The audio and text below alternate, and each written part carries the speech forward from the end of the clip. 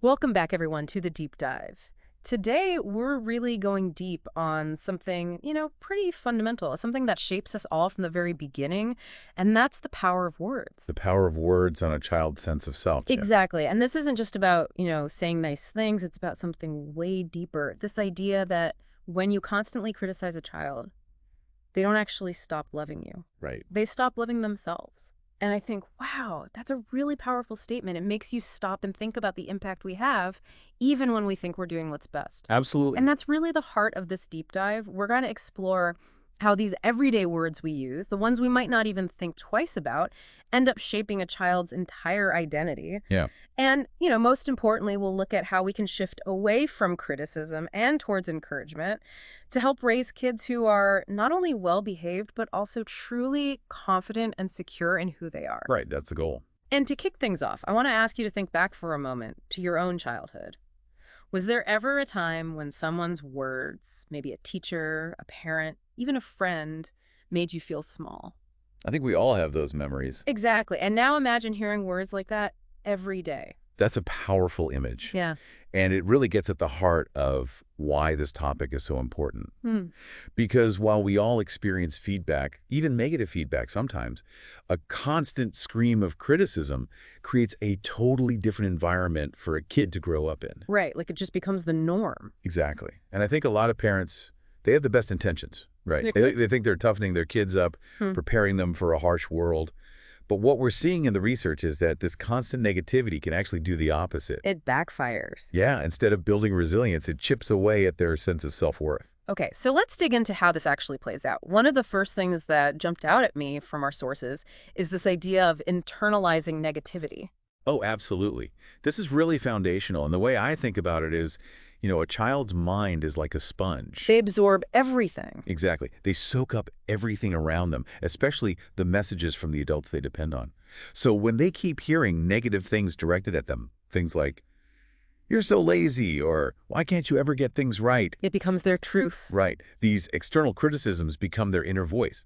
It's like planting seeds. You keep planting negative seeds with your words, and unfortunately, that's what takes root. And I love how one of our sources provided a powerful contrast to this. Instead of labeling the child, they suggested focusing on the behavior and offering support. Yeah. So instead of saying, "You're so lazy," you say something like, "I believe in you, let's work on this together." Right. One is attacking the child's character. The other is addressing a specific action and offering help. And this shift is so important because when those negative messages become internalized, it leads to some pretty serious consequences. Our sources pointed out that kids facing constant criticism often end up seeking validation from others. That makes sense, right?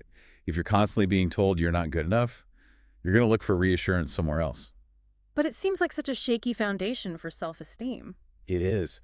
When a child's sense of worth depends on getting praise from other people, it really gets in the way of building true confidence. They're always looking outward instead of inward. Right. They become afraid to take risks, to try new things, because making a mistake feels like proving those criticisms right. And then that leads us to the third negative impact, which is the development of anxiety and fear of failure. Exactly. It becomes a cycle. The more you're criticized, the more you doubt yourself, and the more afraid you become of messing up. And then, ironically, that fear can actually lead to more mistakes. Or make you afraid to even try in the first place. Right, because you're so worried about getting it wrong.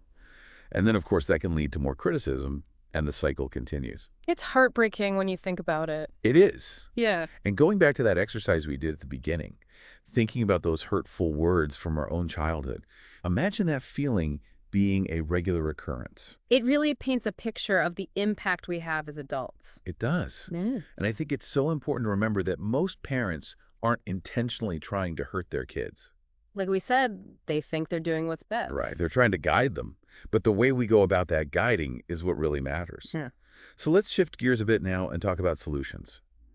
How do we move away from criticism and create a more supportive and encouraging environment? That's the big question, right? And luckily, our sources offered some really concrete strategies. The first one is all about reframing our words. Yeah, it's a subtle change, but it makes a huge difference in how a child perceives things. Like, instead of immediately saying, "You're so messy," You take a breath. you take a breath and say, "Let's clean this up together." It's about collaboration, not accusation. Exactly. The first statement is about the child's character. The second is about the behavior and working together to solve the problem. And there was another great example of this, shifting from "you never listen," which, let's be honest, is a common one. Oh, I've said that one. Haven't we all? But instead of that, you say, "I need you to hear me, let's try again." It's about communication. Exactly, and turning a potential conflict into a moment of connection. The second principle that stood out to me is focusing on effort, not just the end result. That's so important. As parents, we can get caught up in the outcome, the grade, the win, the perfect whatever, but we forget about all the hard work that went into it, no matter the result. It's about the journey, not just the destination. Exactly. When kids feel like their worth depends on being perfect, they become terrified of messing up. They're afraid to even try. But praising their effort, no matter the outcome, teaches them the value of perseverance, of resilience. It tells them their hard work matters. And that's way more motivating than just focusing on the win. Absolutely. One of the sources even had a story about a kid struggling with math. The parents shifted their focus from the bad grades to the child's effort in doing the homework, even when they got the answers wrong. And what happened? Well, over time, focusing on the effort actually led to better understanding and, you guessed it, better grades. That's fantastic. It really shows how powerful this shift can be. The third point builds on this idea of support, using encouragement over shame. Right, and the examples here are so insightful. Instead of asking, why do you always forget? Which is just going to make a kid feel bad. You offer understanding. Yes. You say something like, I know you're trying, let's find a way to help you remember next time. It shows you believe in them. It does. It acknowledges their intention and offers help instead of criticism. And the fourth point is all about us, the adults. We need to be role models for self-kindness. This one is so important. Kids are watching us all the time. They learn how to treat themselves by watching how we treat ourselves. So if we're constantly putting ourselves down, Exactly. Saying things like, I'm so stupid, or I always mess up. they pick up on that. They do. We're teaching them to be critical of themselves without even realizing it. But when we show self-compassion, when we mess up, when we apologize to ourselves and move on, We're showing them a different way. we are. We're teaching them that everyone makes mistakes and it's okay. And that leads us to the final point, which might be tough for some parents. Apologizing when necessary. Yeah. Admitting when we've been too harsh or critical is so important. It's not a weakness, it's a strength. It shows humility. It does. Saying something like, I'm sorry I was too hard on you, I love you and I believe in you, teaches kids so much. About accountability. Yes.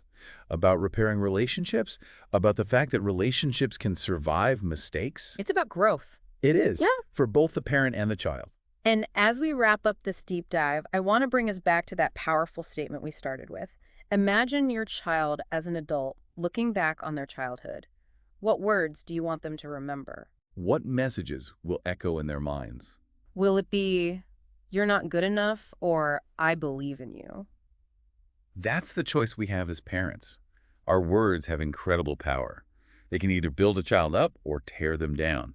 And while kids might still love us even when we criticize them, they risk losing that love for themselves. And that's what we have to change. We have to shift from criticism to encouragement, to be more mindful of our words and to nurture that self-esteem in our children. Absolutely. It's about fostering a growth mindset where mistakes are seen as opportunities to learn, not as failures. It's about helping them develop that inner strength that will carry them through life.